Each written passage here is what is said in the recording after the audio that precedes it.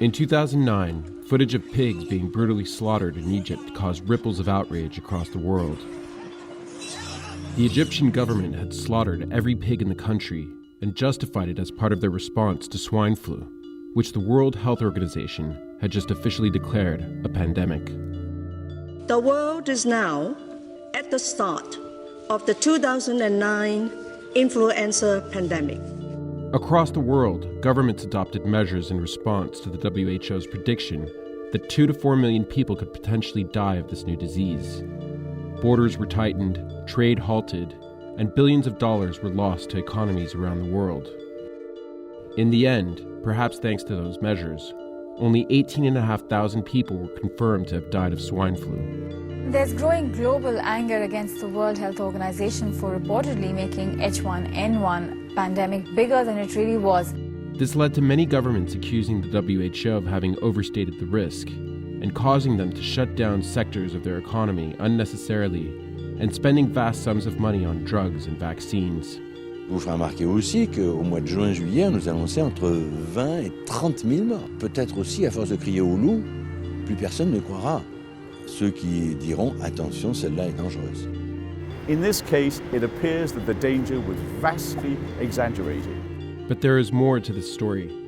This is how American commercial interests, Chinese government cover-ups, and global geopolitics have hollowed out the World Health Organization for decades, damaging the world's first line of defense against global pandemics and leaving it needlessly and catastrophically vulnerable to political manipulation and new diseases like COVID-19.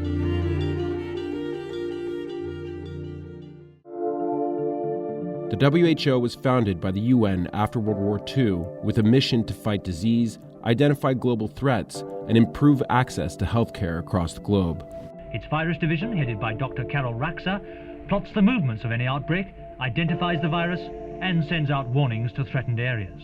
The WHO was intended to be the kind of global health leader of the world and has been ever since World War II. And they scored some major world-changing successes.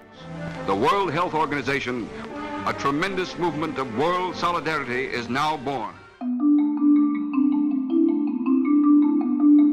Smallpox was a disease that killed around 300 million people in the 21st century alone. The WHO coordinated a global response, creating a vaccine program that bridged the Cold War rivalry between the US and the Soviet Union, and by the 1980s, smallpox had been eradicated. This is recognized as one of the great scientific achievements of human history. Smallpox eradication was achieved because there was an engagement with politics at a moment when there was an attempt to try and reach a bridge through, the USSR and US divide. However, in the late 1970s, when the WHO attempted to improve access to medicine around the world, the organization's idealism came into opposition with the financial interest of America's pharmaceutical industry. WHO adopted something called the Model List of Essential Drugs. That was an initiative to allow countries who are facing resource constraints to make more rational choices about what drugs they would buy for their health systems. The US government saw that as an attack on market capitalism, as a kind of hindrance to big pharma, that they couldn't, market their products freely in countries around the world. The Reagan administration instituted a policy of zero growth to the WHO's budget, which has essentially been frozen at 1990s levels, even as inflation has risen and the organization's responsibilities have increased. So there's this freezing of the budget, which then really constrained WHO and what it could do. It had a serious impact on the capacity of WHO. This has led to an increased reliance on voluntary donations by member states, which in turn has left the organization far more vulnerable to political pressure and manipulation from those donor governments. It has to rely on these donors, the same countries that are squeezing the regular budget, to provide funding on a voluntary basis. And that way donors can control what WHO does. We need to have WHO doing things like outbreak response, surveillance, monitoring of potentially serious emergencies. So it does definitely have a direct line between what happened in the 1980s and what we see now, which is an organization that's chronically underfunded. The Reagan administration pushed a zero-growth policy for the WHO's budget, which eventually froze states' assessed contributions at 1990s levels. So, with those contributions unable to go up, the WHO has naturally needed more and more voluntary donations as the years have gone by. The WHO budget is about the size of one large United States hospital. So with a global mandate, it has a pitiful budget. It was in this condition, stripped of funding and politically vulnerable, that the WHO faced its first great crisis of the 21st century, the SARS epidemic. Staff at this giant medical facility have been told that within 24 hours, their hospital will be entirely devoted to SARS patients. The Chinese government covered up the early stages of this epidemic, keeping the world in the dark about the new virus for 5 months, until a Beijing doctor defied the authorities, revealing that many cases had been kept under wraps by the Chinese state. The handling of this crisis has been a disaster for the Chinese. The virus threatens to spread across the country, their credibility has been damaged, and so has their economy. Despite the pressure it was under, it was the WHO, and in particular its then Director General Gro Brundtland, that took bold steps to challenge the Chinese government cover-up and bring the epidemic under control. The WHO played a major role, exerting a lot of pressure on China through the media, through the internet. It was definitely that of an individual who wasn't worried about whether or not she'd be able to have her term as Director General continued. And that was quite remarkable.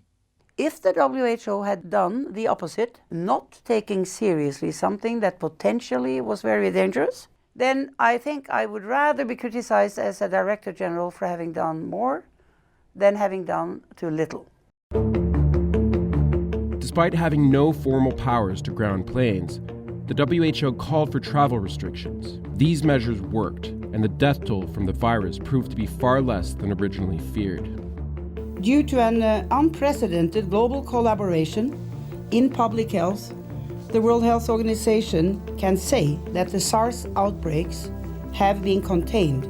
This success led to the implementation of the international health regulations. Those events convinced countries that they really wanted to have a mechanism for how do they coordinate. What are the rules for sharing information? What should countries do? What should WHO do? The international health regulations, they provide binding authority. And basically it tells countries, if you find a novel outbreak, you need to report it rapidly to the World Health Organization. But the WHO's success was short-lived. As the financial crisis hit in 2008, the WHO's budget was cut by $300 million. You didn't have the full staff and operation, particularly in the area of communicable disease unit. As the financial crisis surged in 2009, swine flu appeared in Mexico. The organization reacted quickly, stepping up screenings at airports. Countries purchased millions of vaccines as well as drugs that would go unused, ultimately costing billions, leading to political pushback from already cash-strapped governments. Ebola is a deadly disease. You must understand it. This set the scene for the 2014 Ebola outbreak, when in the face of political pressure, the WHO didn't react quickly enough, and the virus raged out of control across West Africa. They didn't appreciate the variety of social factors and the way people, mobility happened to recognize how bad the spread was going to be. In the end, over 11,000 people died, and the US military had to be deployed to help contain the disease. Multilaterally, it's really been the World Bank that stepped up in this regard, and the World Bank has no confidence in the World Health Organization. This was the moment where the WHO folded to pressure which had been building since Reagan, had increased through swine flu, and would come to express itself most publicly with China and COVID-19. There's only one story the entire world is talking about: the coronavirus, aka COVID-19. AKA mumbo number death. The deadly coronavirus officially hitting the U.S. A Washington state resident fell ill after returning from Wuhan, China. The World Health Organization now says the pandemic is far from over and that it may actually be speeding up. The World Health Organization itself realized at the very end of 2019 that there was a novel virus circulating in Wuhan. It found it out through social media and news reports, and it took China several days to even confirm it. By the time the novel coronavirus emerged in Wuhan in 2019, China had become the WHO's second contributor for assessed funds after the United States, although China voluntarily donates very little.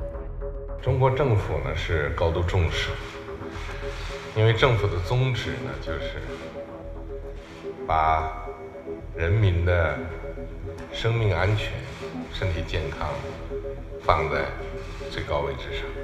As the Chinese government denied and covered up the existence of the new virus and its victims, early whistleblowers were silenced. People were angry about a government cover-up. 没有病床，没有医药。 CCTV 讲的那个新闻全部都是假的。 The WHO seemed unwilling to challenge it. A PBS Frontline documentary recently published leaked recordings obtained through the Associated Press's investigative team, revealing concerns about this amongst WHO employees. This is exactly the same scenario in China. Those concerns are not something they ever aired publicly. And instead, they basically deferred to China. They said, oh, you know, China says that there's this number of cases. The very same day, a WHO spokesperson went on Chinese television to echo what Chinese authorities had told them. It appears that the cases have stopped, new cases have stopped after the market was temporarily closed. WHO should answer Taiwan CDC's email. Tuan-Yen Ching, an epidemiologist who leads the Taiwanese Center for Disease Control, noted that after returning from Wuhan in January 2020, his office sent an email to the WHO stressing the possibility of human-to-human transmission. That email went unanswered. You're expecting to do so much, and then it doesn't perform well because it doesn't have enough resources, and then you blame it and freeze the resources even more. This was not the first time that experts have pointed to the WHO's internal politics and influences, leaving it open to pressure from the Chinese government. Director General of the WHO, Dr. Tedros, his candidacy in 2017 was, by some reports, largely bolstered by Chinese inducements. The great irony here is that the WHO's vulnerability to Chinese influence stems directly from the Reagan administration's push to cut its funding back in the 1980s. And before that, for 2 terms, was Margaret Chan, who represented the People's Republic in that body. From the start of this pandemic, the World Health Organization has done shockingly little to stop the virus from spreading around the world. Our frustrations with the World Health Organization continue. I'm instructing my administration to halt funding of the World Health Organization. This failure to challenge the Chinese government played right into the hands of hawks in the US, who immediately weaponized the narrative as part of their ongoing trade and culture war with China.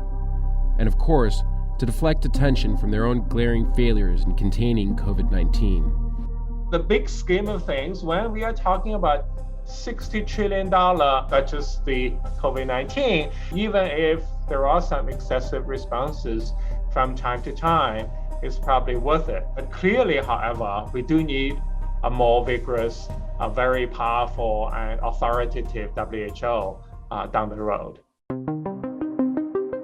The WHO is squeezed between budget cuts and geopolitical rivalries, blamed for shutting down economies if they react too vigorously to emerging pandemics, and for excess deaths if they react too slowly. I think there is a general commitment to fix the system this time. Hopefully, in the post-pandemic period, we'll not let that opportunity pass us by. I often say that the world has the WHO it deserves because it's never funded it, it's never given it the powers, and it's never given it the political backing. So perhaps COVID-19 will lead to an opportunity to strengthen WHO, but that remains to be seen.